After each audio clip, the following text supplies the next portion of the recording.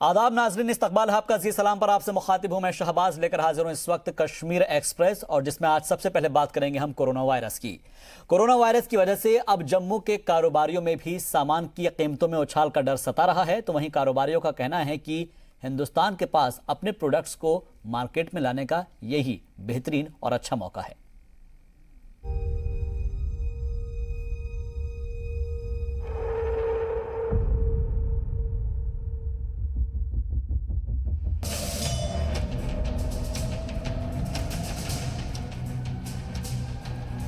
Corona virus के लगातार बढ़ते खौफ के बीच जम्मू के कारोबारी भी घबराने लगे हैं। ये घबराहट हालांकि वायरस को लेकर नहीं, बल्कि चीन से इंपोर्ट कम होने से कीमतों में लगातार आ रहे उछाल को लेकर है। चीन से इस वक्त सबसे ज्यादा इलेक्ट्रॉनिक प्रोडक्ट का इंपोर्ट होता है, जिसका जम्मू में अच्छा खासा बाजार है।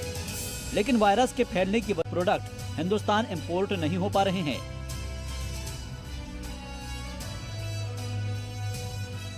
चीन में भी कई कारोबार ठप हो चुके हैं और जिसका असर हिंदुस्तान पर पड़ रहा है।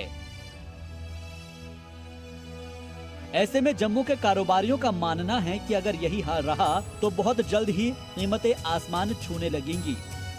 देखिए, जो कोरोना वायरस फैला हुआ है इसकी वजह से ऑलरेडी मार्केट पे इम्पैक्ट पड़ा हुआ है, क्योंकि मोस्टली कंपनीज चाइना से इंपोर्ट करते हैं मोबाइल्स।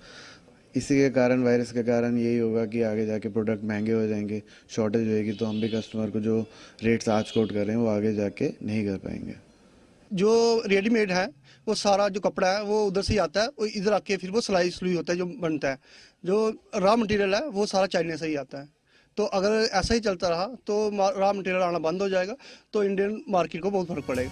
वहीं कुछ कारोबारियों का कहना है कि अभी हिंदुस्तान के खुद के बनाए हुए प्रोडक्ट्स को दुनिया की मार्केट में लाने का अच्छा मौका है।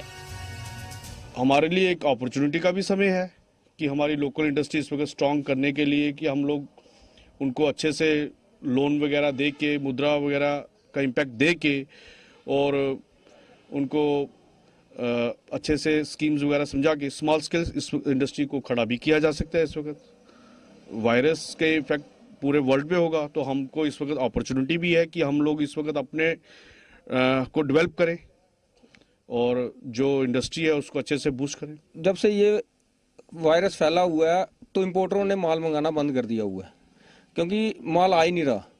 और दूसरा, ये हमारे टायर्स में 40% इंपोर्ट ड्यूटी बढ़ गई थी। इससे पहले ही माल हमारा पहले महंगा इंपोर्टर जो है उन्होंने माल डंप कर लिया हुआ था। तो अब कोरोना वायरस के कारण माल की सप्लाई बिल्कुल बंद है, तो हमारे आइटम्स के रेट काफ़ी बढ़ गए हैं। इलेक्ट्रॉनिक्स मार्केट में तो शुरुआती उछाल अभी कम है, लेकिन राजमा के दाम में पिछले कुछ दिनों में 20% का इजाफा हो गया है और इसकी कीमत में इजाफा मुसलसल जारी है। जम्मू से जतिंदर नूरा की रिपोर्ट, जी सलाम।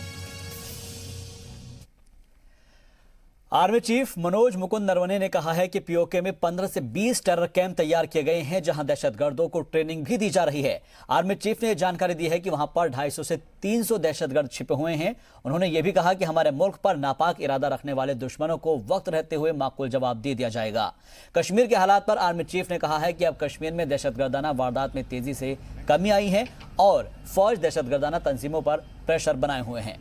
श्रीनगर हाईकोर्ट ने मफाद अम्मा की अर्जी पर समाअत करते हुए अवामी पार्कों में हो रहे स्टेडियम के तामीरी कामों पर रोक लगा दी है और इसके साथ ही डिविजनल कमिश्नर को भी हिदायत दी है कि वो फ्लोरिकल्चर के डायरेक्टर से रिपोर्ट लें। हाईकोर्ट ने अवामी पार्कों में स्टेडियम की तामीर के कामों पर रोक लगा दी है और इसके लिए हाईकोर्ट ने कश्मीर के डिविजनल कमिश्नर को हिदायत दी है कि वो कश्मीर के डायरेक्टर फ्लोरिकल्चर से रिपोर्ट लें कि कैसे शेरे Kashmir park, polo ground park, TRC park और चर्च लेन पार्क को खेल स्टेडियम्स में तब्दील किया गया। डिविजनल बेंच ने अदालत से कश्मीर के डिविजनल कमिश्नर बशीर खान को ये यकीनी बनाने का हुक्म दिया कि अदालत से अगले हुक्म तक इन मज़कूरा मकामात पर कोई भी तामीरी काम न किया जाए। जज अली मोहम्मद माकरे और जज धीरज सिंह ठाकुर की बेंच ने कादरी खान को समाअत की अगली तारीख तक रिपोर्ट अदालत में पेश करने का हुक्म दिया। बेंच ने कश्मीर के डिविजनल कमिश्नर को हुक्म दिया है कि वो श्रीनगर और उसके आसपास के मौजूदा पार्कों और बागात की फेहरिस्त का तज़किरा करते हुए एक तफसीली रिपोर्ट दाखिल करें।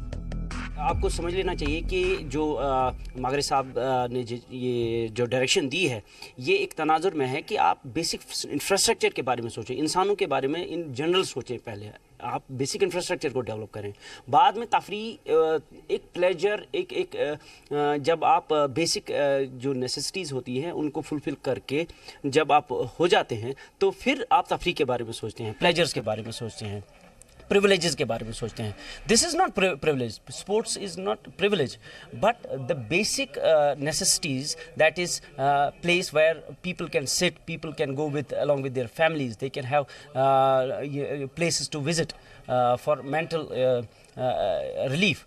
मेरे ख्याल से ऑनरेबल हाई कोर्ट ने अच्छा कदम उठाया है और स्टेट एडमिनिस्ट्रेशन को instead of thinking of these sports activities should consider the grief and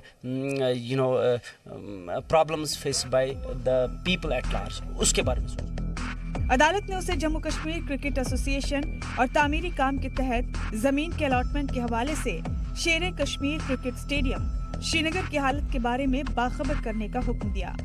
bench ने हुक्म दिया, इस अदालत के अगले हुक्म तक श्रीनगर शहर के आसपास और आसपास के मौजूदा पार्कों और बागात में कोई भी तामीरी काम नहीं किया जाएगा, जिस पर लोगों ने अदालत की तारीफ की। बहुत अच्छा डिसीजन है। देखिए, बैठने के लिए जो पार्क है यहाँ फ्लोरिकल्चर डिपार्टमेंट ने बनाई है, वो धीरे धीरे कन्वर्ट हो रही है स्पोर्ट्स एक्टिविटी में, तो जो बहुत अच्छी बात नहीं है। यहाँ स्पोर्ट्स फील्ड ऑलरेडी स्पेसिफाइड हुए हैं, जैसे यहाँ पे स्टेडियम्स हैं, बक्स स्टेडियम है, इंडोर स्टेडियम है, यहाँ पोलो ग्राउंड का वो जो पहला वाला हिस्सा है, तो उसके बाद भी जब ये सारी पूरी सारी पार्कें उसमें इन्वॉल्व हो जाएंगी तो फिर लोग बैठेंगे कहाँ? जो यहाँ लोग तफरी के लिए आते हैं या जो लोग शाम को जॉगिंग करने के लिए जाते हैं, मॉर्निंग वॉक करने के लिए जाते हैं, उनके लिए तो कोई जगह बचेगी नहीं। ये बहुत अच्छा डिसीजन है हाई कोर्ट का, आप कह रहे हैं, तो मुझे लगता है इसको कन्वर्ट नहीं करना चाहिए स्पोर्ट्स फील्ड्स के लिए। जी, मैं सपोर्ट करता हूँ इस डिसीजन को, बिल्कुल अच्छा डिसीजन है ये ऑनरेबल कोर्ट का, कि यहाँ एक्चुअली उतनी स्पोर्ट्स एक्टिविटी तो होती नहीं है, ये भी सही है, और जो होती है तो वो महदूद तक होती है। और जो लोग हैं यहाँ पे, जो ये कंसर्न पार्कस है जो आप इनका जिक्र कर रहे हैं पार्कस का, मैं समझता हूँ कि एडमिनिस्ट्रेशन को इस चीज़ पे सोचना चाहिए कि इनको ऐसे ही रहने दीजिए, और जो अगर आप वाकई में सीरियस है स्पोर्ट्स एक्टिविटीज़ को लेकर के, जो यहाँ पे ऑलरेडी ग्राउंड्स है, स्पेसिफाइड ग्राउंड्स है, उनको आप डेवलप करें, मेंटेन करें। एमिकस क्यूरी सैयद फैसल कादरी को इनफरादी तौर से मौजूदा पार्कों और उसके साथ दूसरे पार्क का भी जायजा लें। उसके साथ शेर कश्मीर क्रिकेट स्टेडियम का दौरा करने और समाअत की अगली तारीख तक इसके बारे में रिपोर्ट दर्ज करने का भी हुक्म दिया है। अदालत ने मामले में मुख्तलिफ अफसरान के जरिए दायर की गई रिपोर्ट के बाद अहकामात जारी किए थे। आपको बता दें कि इससे पहले श्रीनगर में मुनासिब तादाद में पार्कों और बागात की कमी के बारे में एक शिकायत के बाद मफाद आमा की अर्जी दायर की गई थी।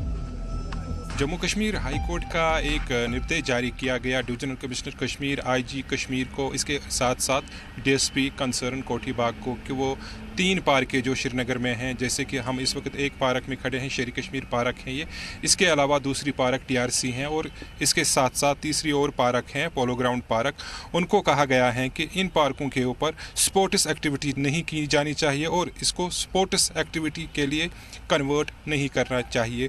ये जम्मू कश्मीर हाई कोर्ट ने आज एक ऑर्डर जारी किया है जो डिवीजनल कमिश्नर हैं, कि वो इस पर जो भी काम कुछ हो रहा है स्पोर्ट्स एक्टिविटी से रिलेटेड उसको रोक देनी चाहिए, क्योंकि ये जो पार्कें हैं ये लोगों के बैठने के लिए हैं, यहाँ लोग तफरीह के लिए आते हैं और ये बहुत ही ज़रूरी है जम्मू कश्मीर के लिए, और ख़ासकर श्रीनगर के लिए भी।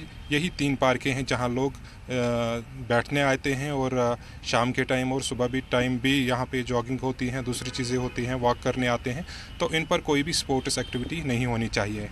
कैमरामैन अशरफ के साथ फारूक वानी, जी मीडिया, श्रीनगर। और ये बात कर लेते हैं एक अफसोसनाक खबर की। जम्मू के सामा में सुबह एक दर्दनाक हादसा पेश आया है। ये सड़क हादसा हुआ है जिसमें एक ही कुनबे के 5 अफराद की मौत हो गई है।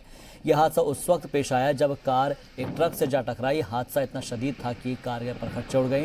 इत्तला मिलने के बाद जाए हादसा पर पुलिस की टीम मौके पर पहुंच चुकी थी और पुलिस ने मकामी लोगों की मदद से कार में फंसे लोगों को बाहर निकाला। यह हादसा जम्मू के सांबा के जतवाल इलाके में पेश आया है।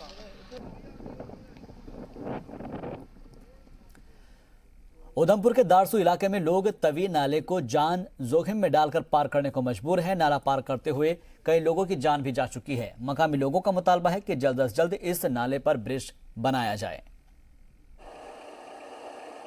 ये दारसू है। उधमपुर के खूबसूरत इलाकों में इसका शुमार होता है। कई सालों से यहाँ के लोग नाले पर ब्रिज बनवाने का मुतालबा कर रहे हैं। आसपास के 4 गांवों के लोगों को जब भी शहर जाना हो या बच्चों को स्कूल, तो सभी इसी नाले से होकर गुजरते हैं। नाले पर ब्रिज न होने की वजह से उन्हें जान जोखिम में डालकर नाला पार करना पड़ता है।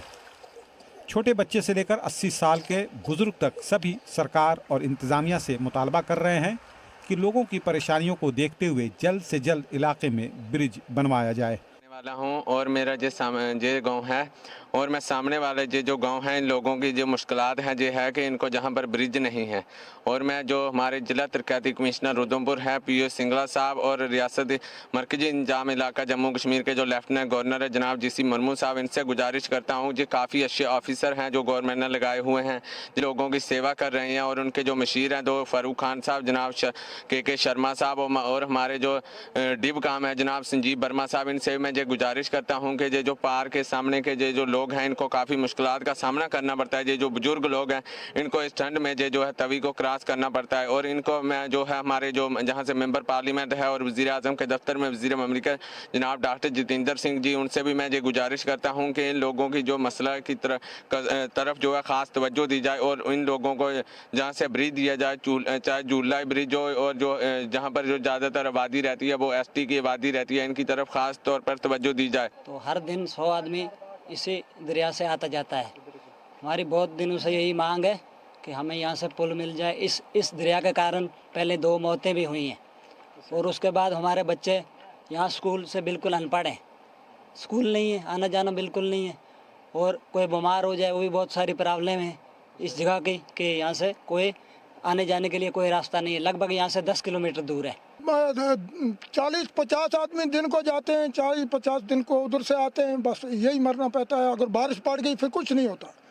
मैंने तो सुना है कि अभी PMY जो है 3 टायर सिस्टम शुरू हो रहा है। हम इसकी भी पूरी कोशिश करेंगे, इनको रोड भी जल्दी निकाल दिया जाएगा। और मैं DC साहब से बड़ी उम्मीद से करता हूं कि इस ब्रिज को जल्दी से जल्दी बनवाया जाए। गवर्नर साहब से अपील करता हूं मीडिया के माध्यम से, क्योंकि जल्दी ये पुल बनाए हमारे लोगों को इस चीज़ का फ़ायदा। इस मौसम में तो लोग पैदल नाला पार कर ले रहे हैं, लेकिन बरसात के मौसम में मकामी लोगों को अपनी मंजिल तक पहुंचने के लिए 10 किलोमीटर का लंबा सफ़र तय करना पड़ता है। ब्यूरो रिपोर्ट, जी मीडिया। बांदीपुरा के म्यूनिसिपल कमेटी के चेयरमैन खुर्शीद अहमद गनी ने अपने ओहदे से इस्तीफा दे दिया है। बांदीपुरा के वार्ड नंबर 14 से जीत दर्ज करने वाले खुर्शीद अहमद गनी इस्तीफे की वजह वक्त की कमी और कुनबे के लिए वक्त निकालना बता रहे हैं। प्रॉब्लम्स भी है, मसरूफियात है। मैं तकरीबन डेढ़ साल रहा प्रेसिडेंट इस म्यूनिसिपल कमेटी बांदीपुरा का। अपनी जो खदमात मैंने देनी थी वो दे दी। अब तो मुझे घरेलू मसरूफियात की वजह से, मैं अपनी निजी कारणों की वजह से इस प्रेसिडेंटशिप से इस्तीफा दे रहा हूँ। बढ़ता आगे रामबन के DDC निजाम जई खान ने पंचायतों के जामे तरक्की के लिए मिशन अंत्योदय सर्वे के तहत ग्राम पंचायत डेवलपमेंट प्लान यानी कि GPDP की तश्कील की पेशरफ्त का जायजा लेने के लिए एक मीटिंग की है, जिसमें BDC के chairman ADDC Nawabuddin, ACD Zameer Ahmed Reshu, CPO doctor Kasturilal, DPO Sunil Bhatiyal के साथ ही मुताल्लिका महकमों के दीगर अफसरान और जिम्मेदारान मौजूद रहे। इस मौके पर DDC ने अफसरान को हिदायत जारी की है कि वो इसकी मंजूरी के लिए मुताल्लिका BDO के साथ हम आहंगी से में अपने मुताल्लिका महकमे के काम के GDP प्लान को अपनाएं और मुताल्लिका BDO के साथ ही रब्ता करके लाजमी तौर पर AECC सॉफ्ट के तहत दरख्वास्त पर प्रोजेक्ट के लिहाज से अपलोड करें। इस मौके पर बताया गया कि हुकूमत के जरिए 77 स्कीमें लॉन्च की गई है और इनको GPDP के जरिए नाफिज किया गया।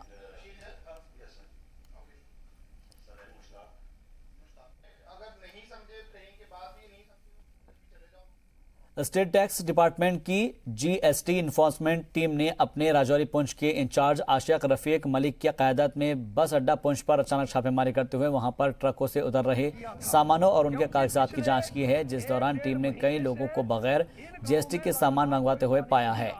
मौके पर उनके खिलाफ कार्रवाई करते हुए जुर्माना लगाया गया है। इस मुहिम के बारे में जानकारी देते हुए आशिक रफीक ने बताया कि पिछले 4.5 महीनों में करीब 15 लाख रुपए जुर्माना वसूला गया है और इस मुहिम के दौरान दुकानदारों को जीएसटी के बारे में भी बेदार किया गया है। जीएसटी को सख्ती से लागू करने के लिए की गई इस कार्रवाई से महकमे को काफ़ी फायदा भी हुआ है। जीएसटी को सख्ती से लागू करने की मुहिम आगे भी जारी रहेगी, क्योंकि मीडिया के थ्रू ही एक तो अवेयरनेस यहाँ पे डीलर्स के बीच में हो जाएगी। हमारी ये जो इन्फोर्समेंट ड्राइव है, इसमें 2 चीज़ें हमने मेन देखनी है। जब भी गुड्स ट्रांजिट में होंगी, उसमें एक तो उनकी टैक्स इनवाइस साथ में होनी चाहिए और ईवे बिल साथ में होनी चाहिए, अगर वो 50,000 से ऊपर गुड्स की कॉस्ट है। अगर वो नहीं है तो सेक्शन 129 में CGST में हमने जितना उनका टैक्स होगा उतनी ही पेनल्टी इम्पोज होगी। मेंढर में जम्मू कश्मीर पुलिस की जानिब से एंटी ड्रग्स रैली निकाली गई और इस रैली में पुलिस एहलकारों के साथ स्कूली तलबा ने भी शिरकत की। आम लोगों को नशे से दूर रहने का भी पैगाम इस दौरान दिया गया।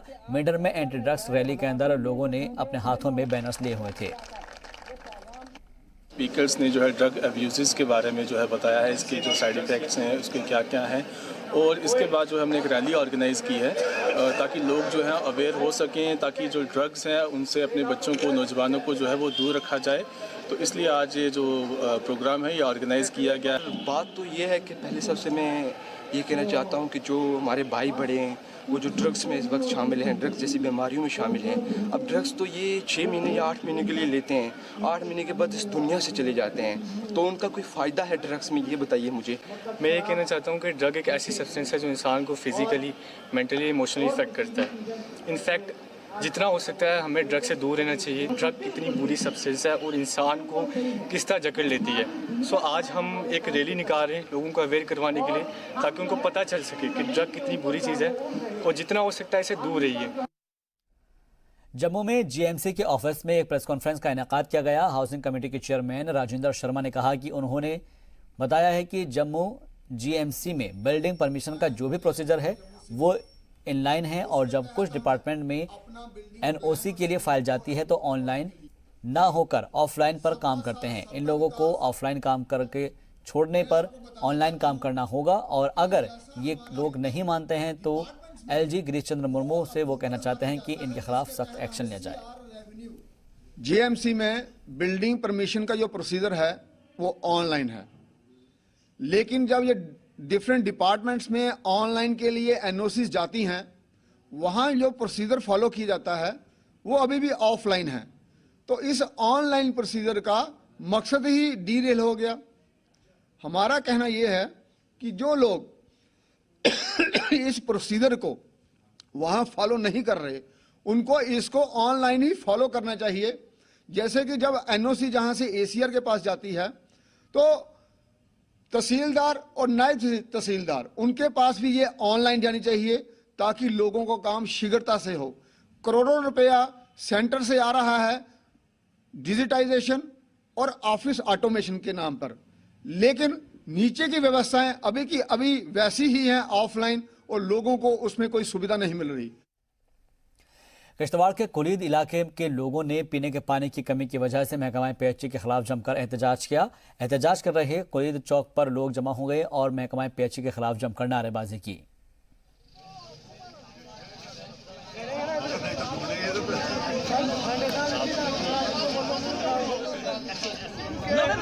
जो कुछ गाँव थे उन लोगों ने किया था, क्योंकि पिछले 1-1.5 महीने से इन गाँव में लगातार कोई पानी नहीं आ रहा था। हमारे लोगों ने बार बार डिपार्टमेंट से संपर्क करने के बावजूद भी हम लोगों को पानी मुहैया नहीं किया जा रहा था। उल्लेखनीय बात है, आज हिंदुओं का सबसे बड़ा त्यौहार महाशिवरात्रि है, जिसकी वजह से आज जो है पानी हर हाल में होना चाहिए था, लेकिन आज भी हम लोगों को पानी नहीं है। कितने दिनों से पानी नहीं है? लगभग 1 महीने से। और आज हमारी माँ बहनें, यहाँ के लोग, वसर, कुलीद, जलना, ओनकलीद, ये सारे लोग मजबूर हो गए और ये सड़क पे आए। और इस यहाँ पे आज एडमिनिस्ट्रेशन की तरफ से SHO साहब आए, नायब तहसीलदार साहब आए और उसके अलावा पीएचई डिपार्टमेंट को एक्शन की क़यादत में यहाँ पर कुलगाम में हर साल सर्दियों के मौसम में बिजली सबसे ज्यादा मुतासिर होती है। वादी में बर्फबारी की वजह से आम लोगों को काफी दिक्कतों का सामना करना पड़ता है। इस साल कुलगाम जिले के कई गांवों में 316 ट्रांसफार्मर जल गए हैं और जिन्हें बाद में कुलगाम के वर्कशॉप में लाया गया और ठीक किया जा रहा है।